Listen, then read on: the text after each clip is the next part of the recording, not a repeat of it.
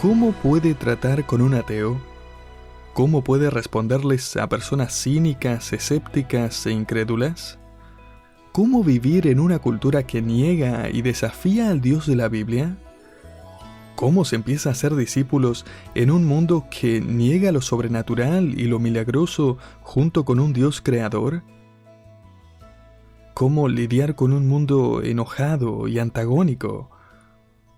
¿Cómo logra que, por lo menos, consideren y escuchen la verdad cuando están cerrando los ojos deliberadamente a la realidad de un Dios creador? Vivimos en un mundo bien representado por un profesor de la Universidad de Harvard que admitió sus propias creencias materialistas. Esto es la perspectiva evolutiva, que niega el trabajo sobrenatural de un Dios creador. Él escribió unas palabras que se han vuelto bastante famosas y cito: "Nos ponemos del lado de la ciencia a pesar de lo absurdo que sean algunos de sus conceptos, a pesar del incumplimiento de muchas de sus promesas respecto a la vida, porque tenemos un compromiso previo con el materialismo. Y el materialismo es absoluto, porque no podemos permitir un pie divino en la puerta". En otras palabras, haga lo que haga, no le dé ni un centímetro a Dios en la conversación. Ni siquiera empiece a abrir la puerta a la posibilidad de un Dios creador. El materialismo, el universo, la naturaleza debe ser la respuesta. Como un apologista escribió, el mundo se aferra al materialismo a pesar de que no tiene una respuesta para el minucioso diseño del universo y la tierra, tan perfectos para sustentar la vida.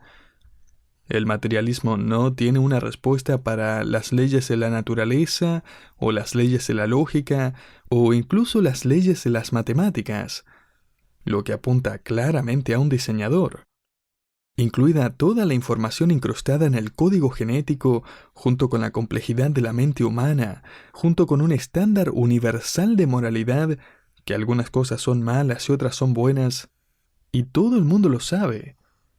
¿De dónde vino ese estándar? Y tal vez esté pensando, es por eso que necesitamos grandes teólogos y otros expertos en retórica, filosofía y lógica, apologistas brillantes que puedan responder a los escépticos. Ese es su papel en la vida y estamos muy contentos de tenerlo cerca para defender el Evangelio. Pero lo que es interesante es descubrir que en la mente del Señor, revelada a través de las Escrituras, cada creyente es un apologista. Cada uno de nosotros debe dar una respuesta. Y no necesariamente sobre matemáticas o genética, sino sobre otra cosa. Si abre su Biblia en el capítulo 3 de Primera de Pedro, verá que el apóstol nos entrega el texto clave que respalda la disciplina de la apologética, la defensa de la fe. Se encuentra en la mitad del versículo 15. Dice: "Estad siempre preparados para presentar defensa con mansedumbre y reverencia ante todo el que os demanda razón de la esperanza que hay en vosotros". Y en este momento la mayoría de nosotros pensamos: ay no, yo nunca voy a ser un gran teólogo ni nada parecido. Pero ese no es el punto. Cuando mira el contexto de lo que Pedro está escribiendo, aunque ciertamente puede mejorar sus habilidades para responder a los ateos, agnósticos, evolucionistas, materialistas y los defensores de las miles de religiones del mundo, por lo que le animo a leer y estudiar estos temas. Pero cuando mira el contexto aquí en este párrafo, verá que Pedro le informa al cristiano que sus actitudes son tan críticas como sus respuestas. En otras palabras, su actitud sobre la vida es una parte tan importante de la apologética como sus respuestas sobre la vida. Y lo que Pedro nos revela aquí es la mejor manera de vivir en un mundo en el que estamos rodeados de incrédulos, y donde su vida provoca su curiosidad e interés. De hecho, el ateo y el religioso verán su vida como la evidencia irrefutable. Simplemente no pueden entenderlo. Analicemos estos próximos versículos donde encontramos 4 formas de marcar la diferencia en un mundo de incredulidad. Y la primera forma es considerar el sufrimiento como una bendición. 1 Pedro 3:13 dice: ¿Y quién es aquel que os podrá hacer daño si vosotros seguís el bien? Detengámonos por un momento. Pedro está haciendo una pregunta retórica. ¿Quién va a querer lastimarle cuando está ansioso y celoso para hacer cosas buenas? Y la pregunta de Pedro espera la respuesta: nadie querría lastimar a personas como usted. Pero aunque parezca contradictorio, vamos a ver que es muy probable que haya personas que quieran lastimarle. Esa era la realidad en aquellos tiempos, como ya hemos visto. El verbo traducido aquí como daño aparece en otros pasajes para referirse al maltrato, Hechos 12:1, a un odio brutal, Hechos 14:2, a una persecución activa, Hechos 18:10. En el versículo 14, Pedro agrega que está sufriendo por causa de la justicia. En otras palabras, está en problemas no porque causó problemas, sino porque se mantuvo alejado de los problemas. Está sufriendo por causa de la justicia. La palabra traducida padecer aparece 12 veces en 1 Pedro, más que en cualquier otro libro del Nuevo Testamento. La palabra se refiere a experimentar algo desagradable o doloroso. Entonces, Pedro subraya el hecho de que la bondad no es una garantía contra el sufrimiento. Pero aunque no le traten bien, debe seguir haciendo el bien y viviendo bien. Aunque el mundo es cruel, usted es amable. Aunque lo lastimen, usted no le devuelve el daño a nadie. Y el mundo dice: ¿quién eres? Ahora note la actitud del creyente. Versículo 14 otra vez. Mas también si alguna cosa padecéis por causa de la justicia, bienaventurados sois. ¿En serio? No me siento bienaventurado. Me siento herido, degradado, ignorado, calumniado, pisoteado, burlado. El Señor usó esta misma palabra en el Sermón del Monte. Mateo 5:10 dice: bienaventurados los que padecen persecución por causa de la justicia, porque de ellos es el reino de los cielos. Bienaventurados sois cuando por mi causa os vituperen y os persigan, y digan toda clase de mal contra vosotros mintiendo. Gozaos y alegraos, porque vuestro galardón es grande en los cielos, porque así persiguieron a los profetas que fueron antes de vosotros. La palabra traducida persecución tiene la idea de que lo vienen corriendo por detrás con malas intenciones. Podría traducirlo como acosar. Y por cierto, asegúrese de que lo están persiguiendo por hacer lo correcto. Cuando lo detienen por pasarse una señal de alto, no está siendo acosado por la policía que lo persiguió. A lo que Pedro alude aquí y lo que el Señor predicó también es una parte clave de la carta del apóstol Santiago, donde escribe: tened por sumo gozo, hermanos míos, cuando os halléis en diversas pruebas, sabiendo que la prueba de vuestra fe produce paciencia, madurez o plenitud espiritual. Santiago 1 del 2 al 4. Usted es bienaventurado, es bendecido. ¿Por qué? Por 2 razones. Primero, porque el sufrimiento lo moldea según el carácter de Cristo. Un autor lo expresó de esta manera: las adversidades humanas son las universidades de Dios. El sufrimiento es un aula donde se enseñan mejor la fe y el carácter. En segundo lugar, el sufrimiento no solo nos moldea en el carácter de Cristo, el sufrimiento nos enfoca en la venida de Cristo. Jesús predicó esta verdad. Pedro la reforzó al igual que los otros apóstoles, que es bienaventurado porque va a dejar este mundo anticristo y un día vivirá en el reino glorioso de nuestro Señor, donde, como escribe el profeta, la tierra será llena del conocimiento de la gloria del Señor como las aguas cubren el mar. Habacuc 2:14. En otras palabras, el sufrimiento vuelve a enfocarnos en la venida de Cristo.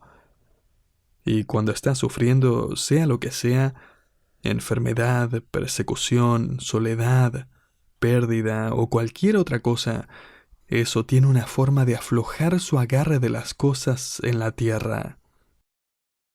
Querido oyente, los cristianos que son usados significativamente por Dios generalmente son cristianos que sufren significativamente. Así que así es como puede convertirse en un apologista efectivo en un mundo ateo. Considere el sufrimiento como una bendición. En segundo lugar, sométase a la voluntad de Dios. La última parte del versículo 14 dice: Por tanto, no os amedrentéis por temor de ellos, ni os conturbéis. En otras palabras, el mundo que le rodea intentará intimidarle y obligarle a conformarse a la mayoría. No retroceda.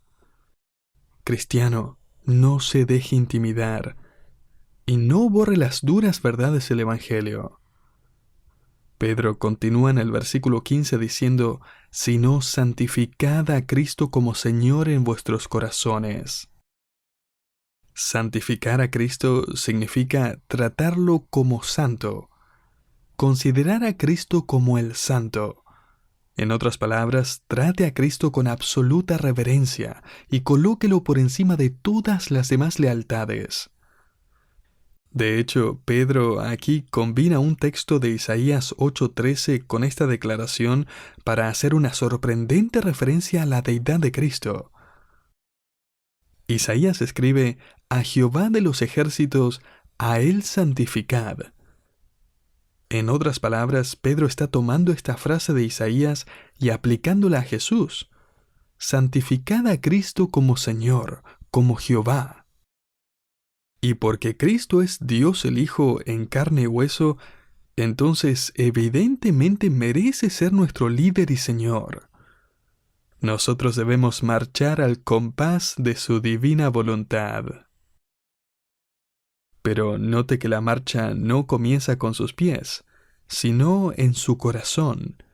Mire nuevamente: sino santificad a Cristo como Señor en vuestros corazones.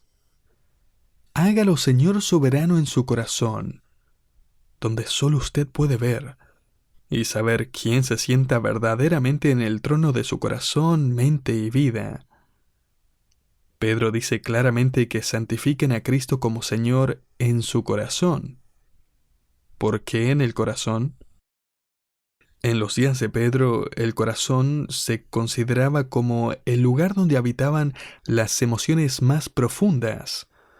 Allí es donde habitaba el miedo, el amor, la decepción. De hecho, hasta hoy hablamos de tener el corazón roto cuando experimentamos desesperanza o pérdida.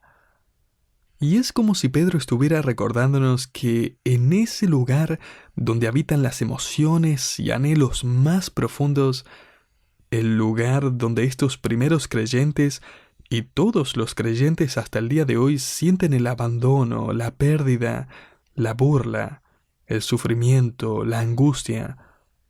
Allí, en ese santuario secreto, en ese lugar debe coronarlo como su Rey y Señor. El compositor de un bello himno lo expresó así: en tu corazón dale su trono, allí déjalo someter todo lo que no es santo, todo lo que no es verdad. Samuel Wilberforce fue el tercer hijo de William Wilberforce.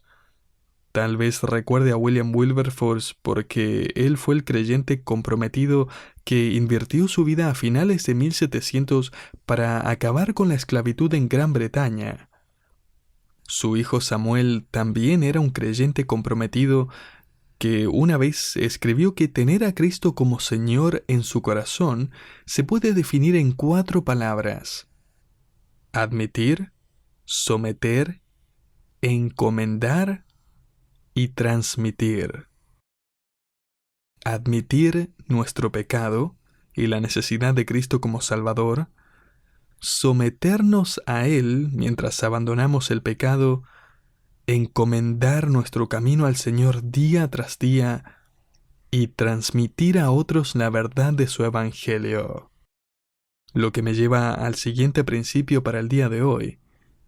No solo considera que el sufrimiento es una bendición y no solo somete su vida a la voluntad de Dios, en tercer lugar, recuerda, usted tiene la respuesta final. Versículo 15 de nuevo. Estad siempre preparados para presentar defensa con mansedumbre y reverencia ante todo el que os demande razón de la esperanza que hay en vosotros. Escuche, cuando considera que el sufrimiento es una bendición y vive de manera distinta porque está sometiéndose a la palabra de Dios, la gente le va a preguntar por eso. La palabra traducida demandar, todo el que os demanda razón, es un término informal. En otras palabras, Pedro está describiendo una conversación normal. Puede ser en el trabajo, al frente de su casa, en el negocio, en el pasillo o en el salón de clases después de que suene la campana. Ellos quieren que les cuente la razón, una apología en el idioma original, que nos da nuestra palabra apologética. Podría traducirse como dar cuenta o dar defensa. La apologética entonces significa defender o responder. Entonces, como escribe Pedro, el mundo va a querer una respuesta. Pero note lo siguiente, ellos no quieren que les dé razones de la fe en que cree, sino de la esperanza que tiene. Eso es lo que no pueden entender. El primer siglo no fue muy diferente al siglo XXI. Cada era es una era de frustración, incertidumbre, angustia y pérdida. ¿Qué pasa con esos cristianos que ven el sufrimiento como una bendición y son fieles a su Señor y parecen tener una esperanza que trasciende esta vida? Tengo que averiguarlo, tengo que preguntarles. Y aquí está la implicación de este texto. No importa si no puede dar 3 argumentos en contra de la teoría de la evolución, o exponer el argumento cosmológico de la existencia de Dios, o explicar de dónde consiguió Caín a su esposa, y cómo los caracoles llegaron al arca antes de que comenzara el diluvio. A final de cuentas, la gente quiere saber acerca de su esperanza. ¿Cómo es que maneja el sufrimiento de la manera en que lo hace? ¿Y por qué ha entregado su vida a Jesucristo? Ellos quieren saber sobre eso. Ahora tenga cuidado. Eso no significa que usted viva una vida perfecta y que nunca se equivoque. Solo recuerde quién está escribiendo aquí y le dice que esté listo para dar defensa de la esperanza que tiene en Cristo. ¿Quién fue? Pedro, el discípulo que salió corriendo después de mentirles a los incrédulos que le preguntaron acerca de Jesús. Así que no necesita un registro perfecto. Solo necesita decirles que su esperanza está en un Salvador perfecto. Entonces, cuando alguien le pregunte cómo está manejando esa situación difícil, no necesita pensar, será mejor que ponga una sonrisa y que diga, todo bien. Ese incrédulo podría necesitar escuchar toda la historia. Cuénteles toda la historia. Hace poco me encontré con un relato bastante divertido que ilustra por qué necesita contar toda la historia. Un día, un anciano caminaba casualmente por un camino rural con su perro y su mula, cuando de repente una camioneta yendo a toda velocidad dobló la esquina tirando al hombre, su mula y su perro a la zanja. Más tarde, después de que el anciano se recuperó de su brazo y su pierna rota, decidió demandar al conductor de la camioneta para recuperar sus gastos médicos. Mientras el anciano estaba en el estrado, el abogado defensor lo interrogó. Ahora quiero que responda sí o no a la siguiente pregunta.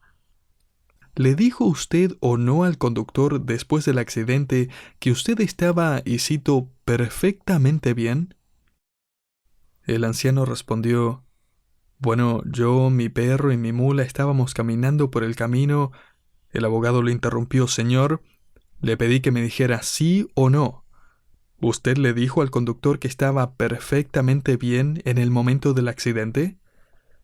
Bueno, yo y mi perro y mi mula estábamos caminando. El abogado apeló al juez y dijo: Su señoría, este hombre se niega a responder la pregunta.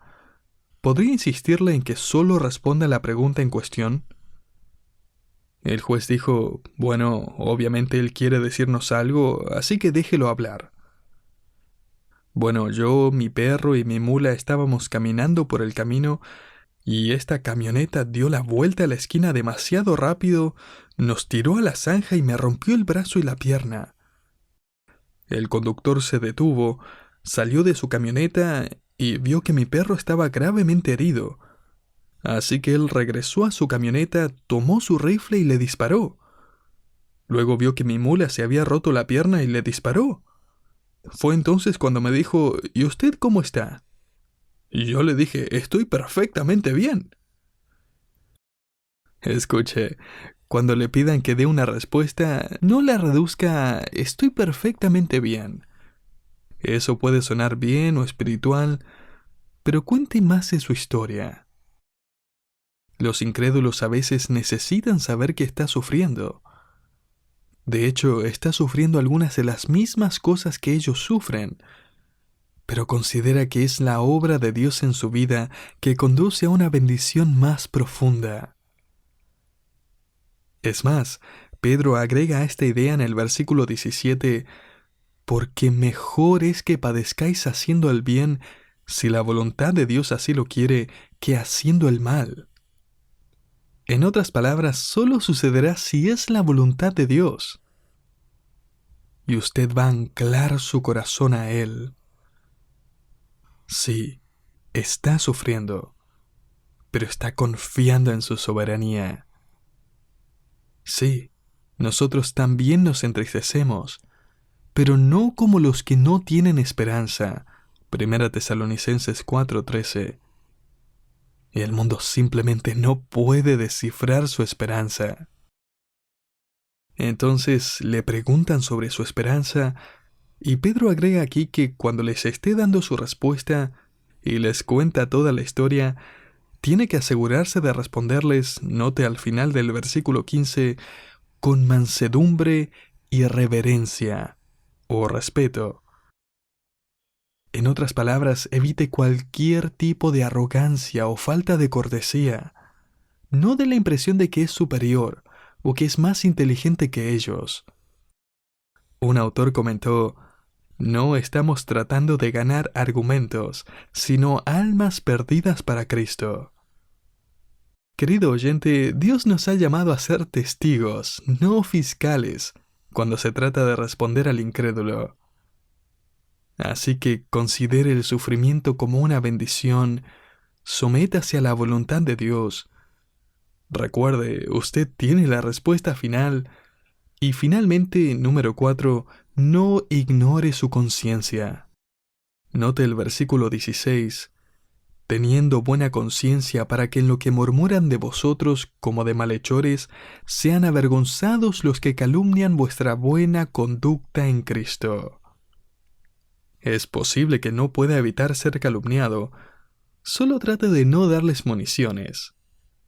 Tenga una buena conciencia. Una conciencia, como escribió un autor, puede compararse con una ventana que deja entrar la luz de la verdad de Dios. Así que mantenga la ventana limpia con confesiones y limpiezas seguidas. De nuevo, Pedro se refiere aquí a esa parte de usted que nadie puede ver. Nadie más que usted sabe lo que dice su conciencia. Interesante, ¿no?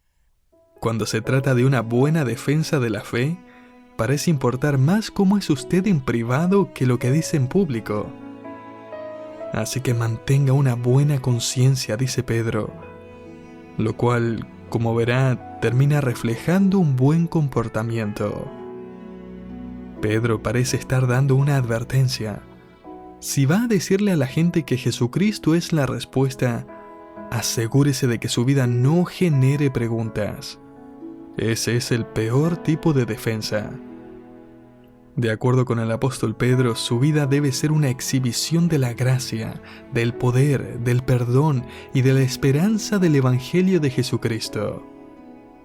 Usted, querido oyente, su vida, actitudes, esperanza y confianza, usted es el argumento indiscutible de la verdad del cristianismo. Usted le enseña al mundo incrédulo su angustia y su esperanza en Cristo, sus problemas y su paz con Cristo, su sufrimiento y su misión a los propósitos de Cristo, sus fracasos y el perdón recibido de Cristo. Su vida redimida es la indiscutible realidad del Evangelio de Cristo. Así que esa es la manera de lidiar con un ateo. Esa es la mejor defensa.